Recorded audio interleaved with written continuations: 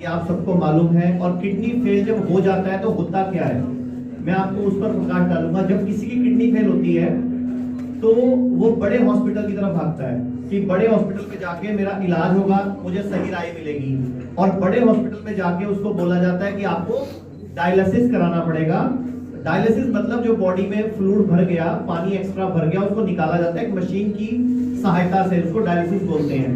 तो जब उस मशीन पर व्यक्ति को लिटाया जाता है तो 4 से 5 घंटे उसको वहां लगातार लेटना होता है। हफ्ते में 2 बार कम से कम डायलिसिस होता है।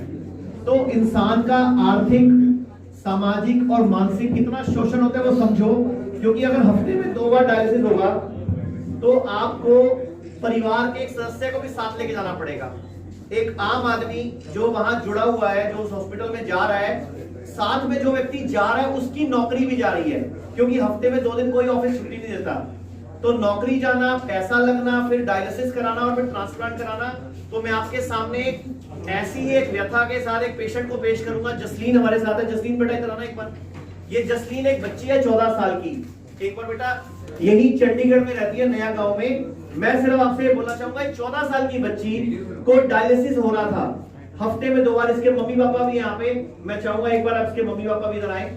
अब इस बच्ची का डायलिसिस हो रहा था, इसका क्या फ्यूचर था। इसकी मम्मी तैयार हो गई ट्रांसप्लांट कराने के लिए। तो ये 14 साल की बच्ची का भविष्य कहां जाएगा, ये आप सोचो। मैं सवाल आपके ऊपर छोड़ता हूं कि इस बच्ची का हफ्ते में 2 बार डायलिसिस हो रहा है। अब इस बच्ची का पैसा भी लग रहा है।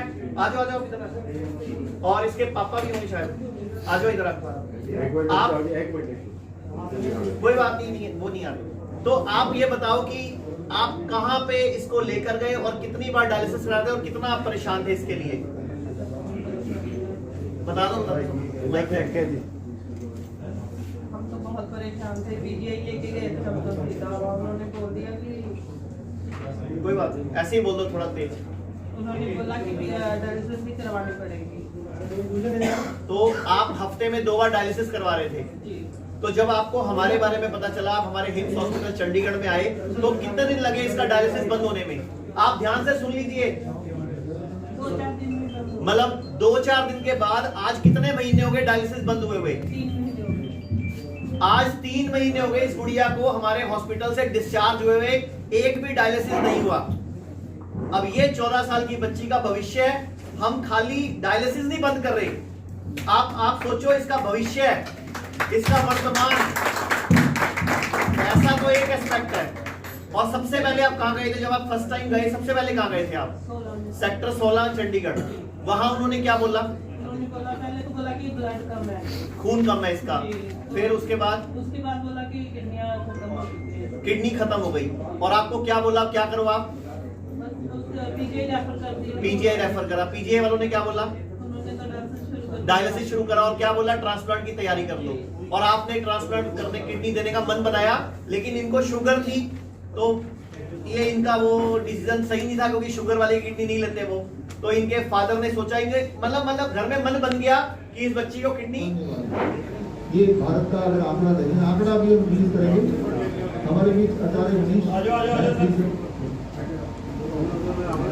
तो बिना समय जाया करे, यूनिवर्सिटी और देश का वन ऑफ द सबसे पुराना medical college, Ayurvedic medical college, Dayanand Ayurvedic medical college मिलके जो शोध किया, वो शोध, वो रिसर्च आपके सामने आज पहली बार, दुनिया में पहली बार आज पेश किया जा रहा है। तो वो शोध हम इसको रिलीज करते हैं और इसके बाद इसके क्या मायने हैं वो आपको थोड़े समय में हम बताते हैं। तो पहले इसकी doctor Vishwanath Chaudhary ji, Acharya Manish ji, my eminent faculty members and eminent faculty members of Dyanand Medical College। ਇਹਦਾ ਮਤਲਬ ਸਪਸ਼ਟ ਹੈ ਕਿ ਕੋਈ ਨਾ ਕੋਈ ਵੱਡਾ ਕਾਰਨ ਵੀ ਹੈ। ਵੱਡਾ ਕਾਰਨ ਕੀ ਨੇ? ਉਹਦੇ ਜਿਹੜਾ ਜੋ ਕੁਝ ਹੁਣ ਤੱਕ ਦੀ ਰਿਸਰਚ ਹੋਈ ਹੈ ਉਹ ਇਹ ਕਹਿੰਦੀ ਹੈ ਕਿ ਜਿਹੜੇ ਹਵਾ, ਪਾਣੀ ਤੇ ਮਿੱਟੀ 'ਚ ਟੌਕਸਿਨਸ ਨੇ, ਜ਼ਹਿਰ ਨੇ, ਉਹ ਬਹੁਤ ਵੱਡੇ ਜ਼ਿੰਮੇਵਾਰ ਨੇ। ਸ਼੍ਰੀਲੰਕਾ ਦੀ ਬਹੁਤ ਬੜੀ ਸਟੱਡੀ ਹੈ ਜਿਹਦੇ 'ਚ ਉਹਨਾਂ ਨੇ ਕੱਢਿਆ ਕਿ ਜਿਹੜਾ ਡੀਪ ਗਰਾਊਂਡ ਵਾਟਰ ਜਿੱਦਾਂ ਸਾਡੇ ਪੰਜਾਬ 'ਚ ਹੋ ਰਿਹਾ, ਇਸ ਜ਼ਿਲ੍ਹੇ 'ਚ ਹੋ ਰਿਹਾ, ਬਹੁਤ ਡੂੰਘਾ ਪਾਣੀ ਕੱਢ ਰਹੇ ਸੀ। ਉਹ ਜਿੰਨਾ ਪਾਣੀ ਡੂੰਘਾ ਹੋਏਗਾ ਉਹਦੇ 'ਚ ਉਨੇ ਜ਼ਿਆਦਾ ਟੌਕਸਿਨਸ ਹੋਣਗੇ। ਤਾਂ ਉਹ ਸਟੱਡੀ ਦੇ ਵਿੱਚ ਬੜਾ ਸਪਸ਼ਟ ਹੋ 'ਚ ਆਇਆ ਕਿ ਡੀਪ ਗਰਾਊਂਡ ਵਾਟਰ ਦਾ ਆਰਸੈਨਿਕ ਤੇ ਖੇਤੀ 'ਚ ਵਰਤਿਆ ਜਾ ਰਿਹਾ ਰਾਉਂਡ ਅਪ ਜਿਹੜਾ ਸਾਡੇ ਪੰਜਾਬ 'ਚ ਵਰਤਿਆ ਜਾ ਰਿਹਾ ਰਾਉਂਡ ਅਪ ਮੋਨਸੈਂਟੋ ਦਾ, ਇਹਨਾਂ ਦੋਨਾਂ ਦਾ ਜਦੋਂ ਕੰਬੀਨੇਸ਼ਨ ਹੋ ਗਿਆ ਤਾਂ ਉਹਨੇ ਕਿਡਨੀ ਡੈਮੇਜ ਕੀਤੀ ਬਹੁਤ ਜ਼ਿਆਦਾ, ਇੱਕ ਰੀਜਨ ਪੂਰੇ ਦਾ ਪੂਰਾ ਜਿਹੜਾ ਬਹੁਤ ਜ਼ਿਆਦਾ ਹੋ ਗਿਆ। ਤਾਂ ਇਦਾਂ ਹੀ ਬਹੁਤ ਸਾਰੇ ਟੌਕਸਿਨ ਨੇ ਜਿਹੜੇ ਸਾਡੇ ਖੇਤੀ ਦੇ ਅੰਦਰ ਯੂਜ਼ ਹੋ ਰਹੇ ਆ। ਤਾਂ ਐਗਰੋਕੈਮੀਕਲ ਜਿਹੜੇ ਨੇ ਬਹੁਤ ਬੜੀ ਜ਼ਿੰਮੇਵਾਰੀ ਹੈ ਉਹਨਾਂ ਦੀ। ਔਰ ਉਸ ਤੋਂ ਬਾਅਦ ਐਗਰੋਕੈਮੀਕਲ ਤੋਂ ਬਾਅਦ ਜਿਹੜਾ ਫੂਡ ਨੂੰ ਇੰਡਸਟਰੀਅਲਾਈਜ਼ ਕਰਤਾ ਗਿਆ। ਅੱਜ ਸਾਡੇ ਆਲੇ ਦੁਆਲੇ ਕੋਈ ਆਪਣਾ ਫੂਡ ਜਿਹੜਾ ਨੈਚੁਰਲ ਨਹੀਂ ਹੈ, ਇੰਡਸਟਰੀਅਲ ਫੂਡ ਹੈ।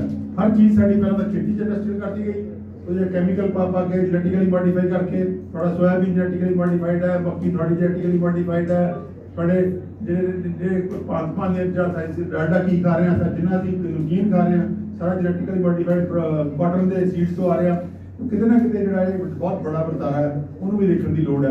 ਦੂਸਰੀ ਗੱਲ ਇਹ ਹੈ ਕਿ ਜਿਹੜੇ ਨੈਚੁਰਲ ਵੇਜ਼ ਨੇ ਇਹ ਬਹੁਤ ਪਾਵਰਫੁਲ ਨੇ।